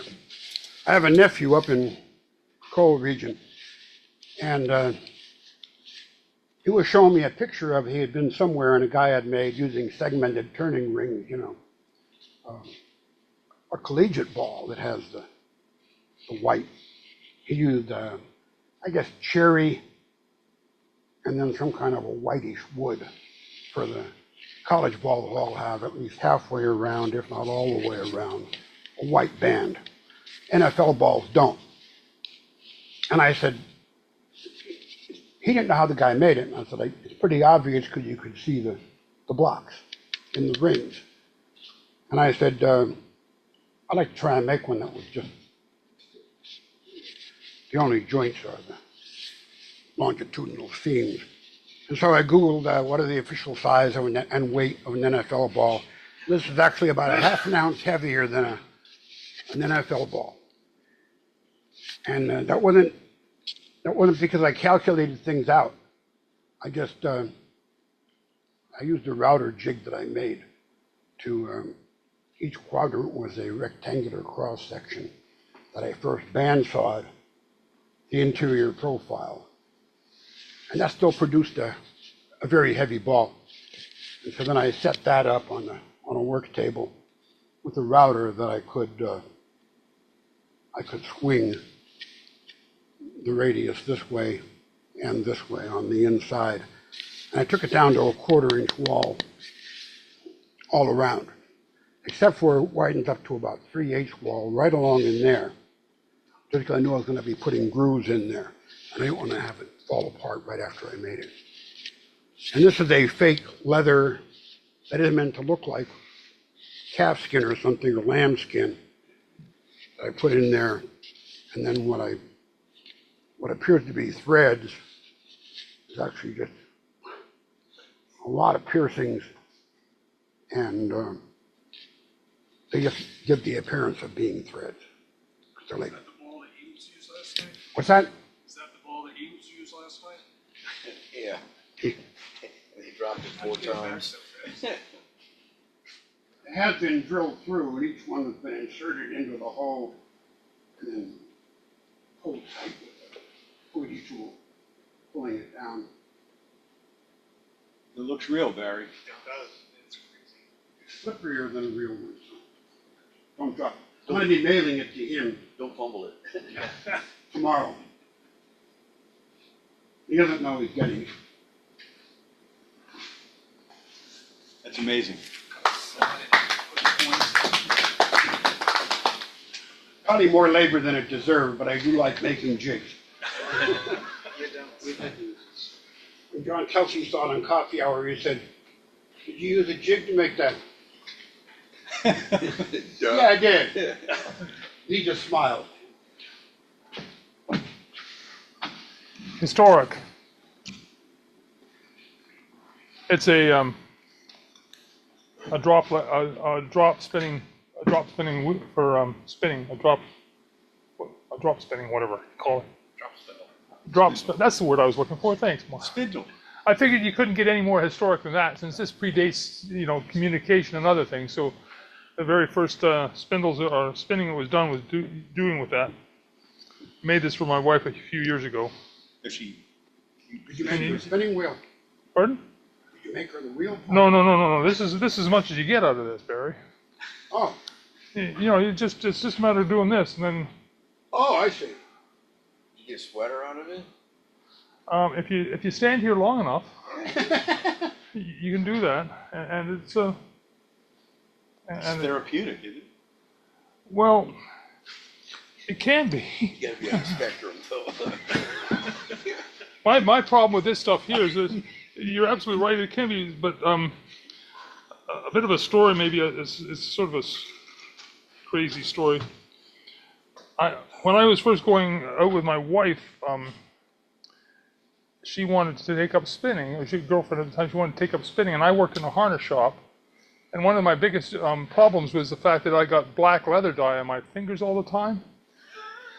And it was, I walk around with black hands. It's like I have to stand with my hands in my pockets all the time. But it turns the lanolin and the fiber, the roughness of the wool fiber, was the only thing I've ever found that actually naturally cleaned the lanolin off my hands. So it's like. And she made a bunch of black sweaters. Well, no, they were just gray. Oh. Hey, Doug, Yeah. the diameter of that disc, Yeah. if it was wider, you'd get a longer spin.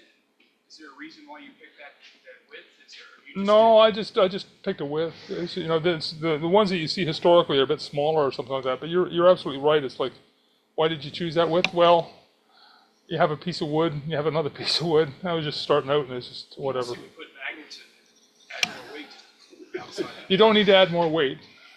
After a while, no, it's actually the spinning. What would the magnets do? Just add weight. Thomas, Well, put a line. What he wants to do is actually make it into a gyroscope. You see, that way it can spin in outer space. Bicycle wheel. So anyway, that's just It's pretty cool. yeah. Thank you. So if you ever want a useless gift that your wife will never know what to do with, She actually asked me to make one for her. did you? Yes, Did she you? did. A drop spindle? One of them. Yeah. Yeah. What is your fiber there, Doug? Is that wool or? Yeah. Sorry. It's It's insulation from the wall. you can use any fiber you want When you actually. say do cotton spin? Yeah. Oh yeah. There. You can use any fiber that can be spun on this one, to be honest. And the only reason, in fact, a full spinning wheel is way easier to use because you're keeping this turning with your feet, and then Right. then you can concentrate on just making sure the fibers are pulled apart properly. Barry, you can make a jig to work on your lathe to spin the wool. Bring it up to 3,000 No, you RPM. can't. Figure that out for next meeting, would you? Actually, the problem is they probably use the spinning wheel to make the lathe to start with. Then his wife would tie up the lathe. Yeah. That's true. Anyway, Thank you. that's all I got. Clamp a drill in a vise.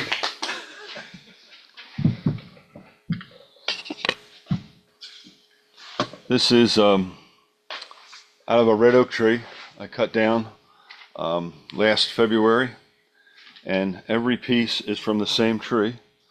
This is from the bottom of the tree where the carpenter ants had got in it. It was absolutely soaking wet, even after a month after it had been cut down. That's the natural color. What kind of wood? It's red oak, and all the pieces are the exact from the same tree. Yeah. So I left it a little thick. I don't know if you ever seen Dale Nish's ash, wormy ash. That's what kind of reminded me of. So I'm kind of turning like a goblet out of it. Certainly could have gone thinner, but then you wouldn't have as much reference. And so it's just I can't call it wormy. It's ant. It was eaten by an ant. Okay.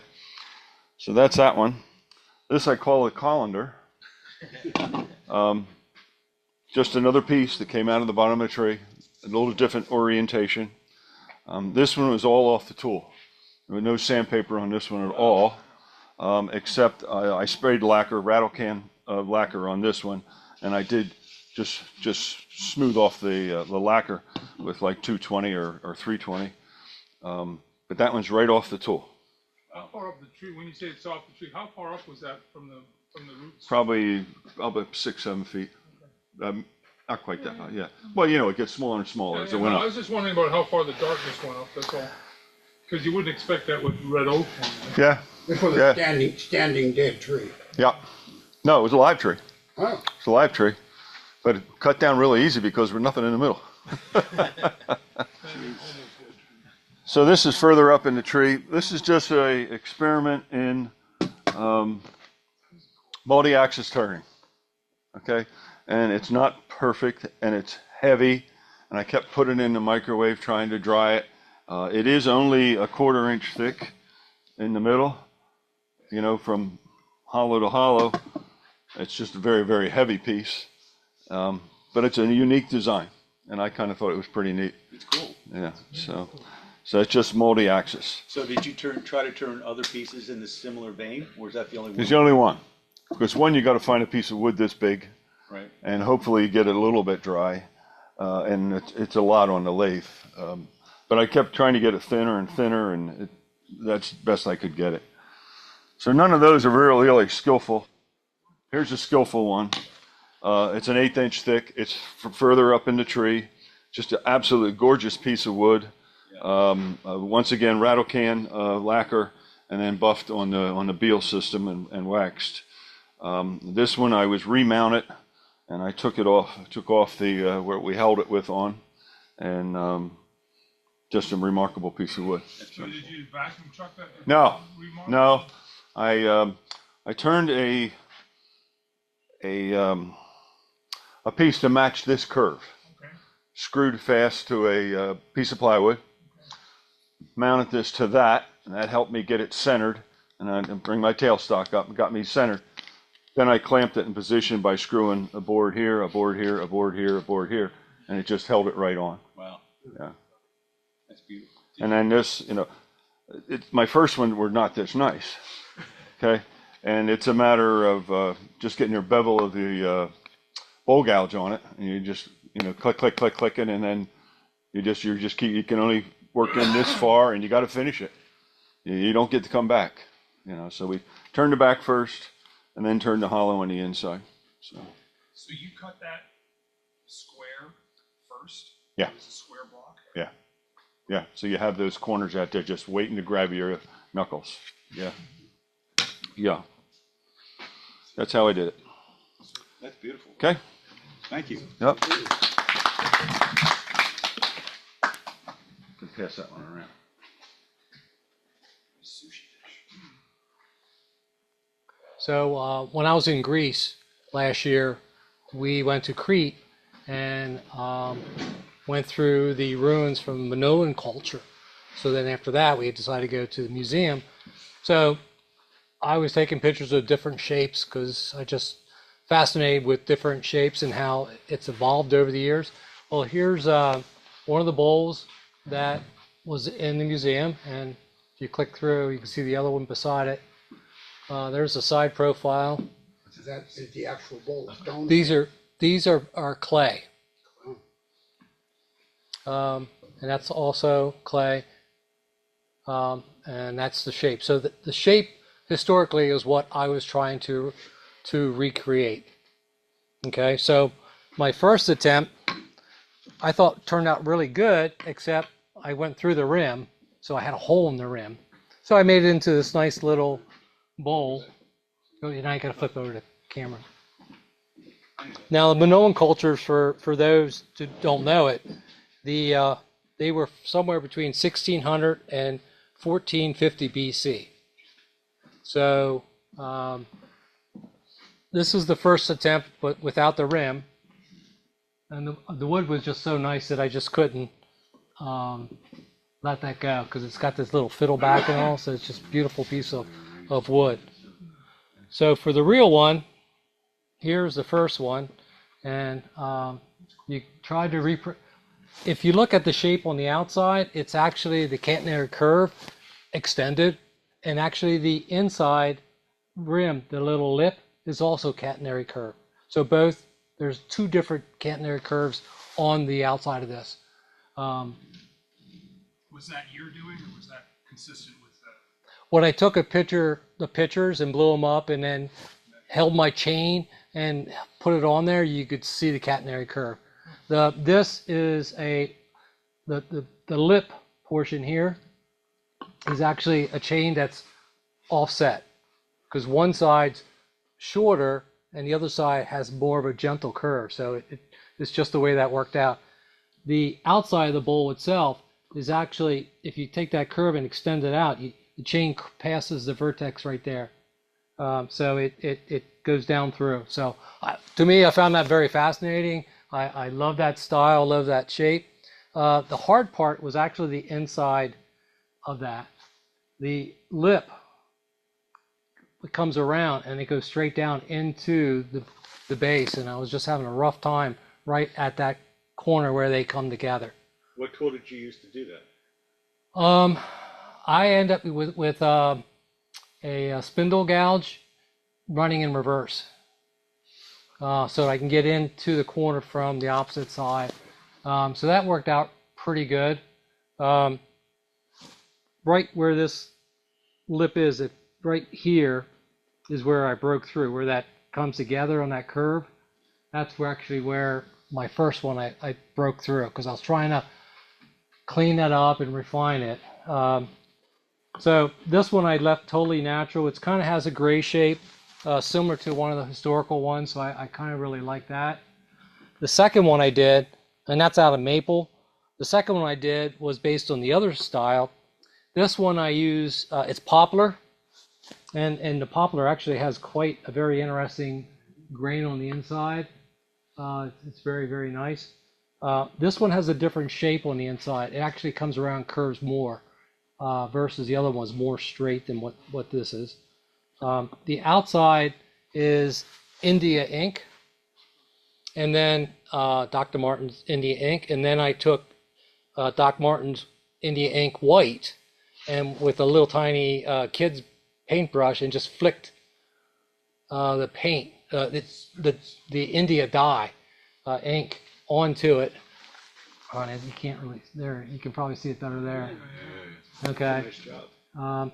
To reproduce the other dark one, to try to get that color, that black and white, which I was just interested in.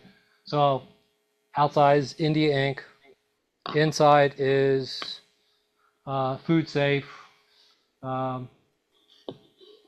with some beeswax and some mineral oil. So that's about all that's in there.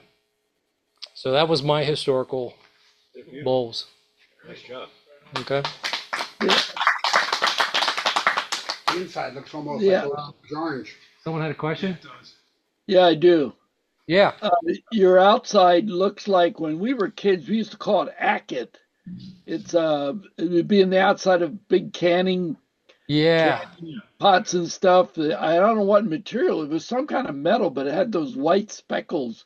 Yeah, That's it was a glaze on the outside of metal. Porcelain, yeah. Is that what it was? Yeah. Yeah. It's very effective. Nicely done. Yeah. Thank you. Any other questions? Those are for show. They want to do some show. Okay, I think we have a couple online for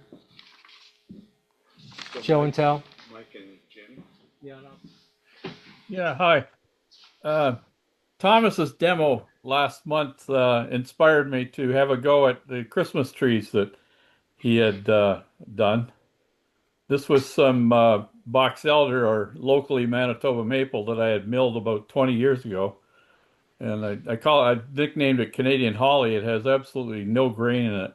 Anyway, something interesting, it was nice wood to turn. I did most of this with spindle roughing gouge and some skew work down in here. And I had a little, it was actually about this long, and I had a little rounded thing here to make the knob. And as soon as I touched it, the whole thing broke. I had it between this end in the chuck and this lightly supported in the tailstock, and it splintered on the grain line, and the wood had actually moved about a 1/4 inch. So I had to re-engineer it, but I love the shape. It's I'm hopefully going to dye it, I think, if I can get at it. We have a big family gathering coming up on the 21st, so it's kind of hard to find time to go to the workshop. But I'd like to make a whole group of trees, make kind of a whole little arrangement. I don't know whether it's going to happen or not, but I've done lots of ornaments over the last 20 years, but I've never done anything like this. So anyway, it was a good demo. I was really inspired.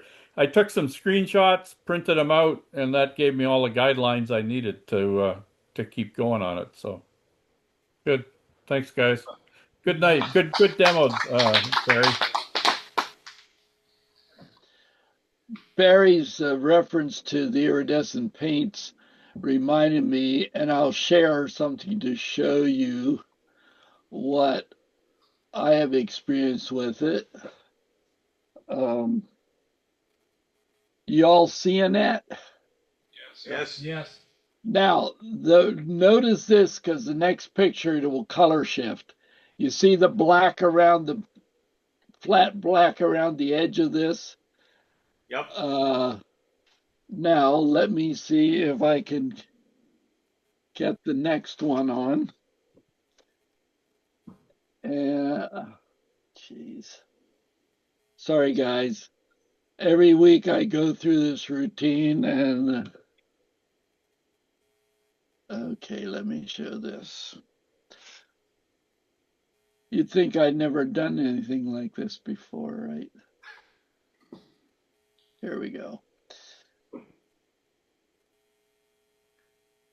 Okay, and now, so I showed you the black one. So now let's bring that full frame. You see what color it is? That's exactly the same color, it's just a different angle to the light. That's literally black around there. And I haven't fooled with it color digitally anything. I love iridescence paints, and this is the first piece I ever worked with. I use what they call the dry brush technique. I'm not an artist, but I have to learn some of this stuff, and I just abstractedly slapped it on top of each other. But when you were talking about that color, I said, well, let me see.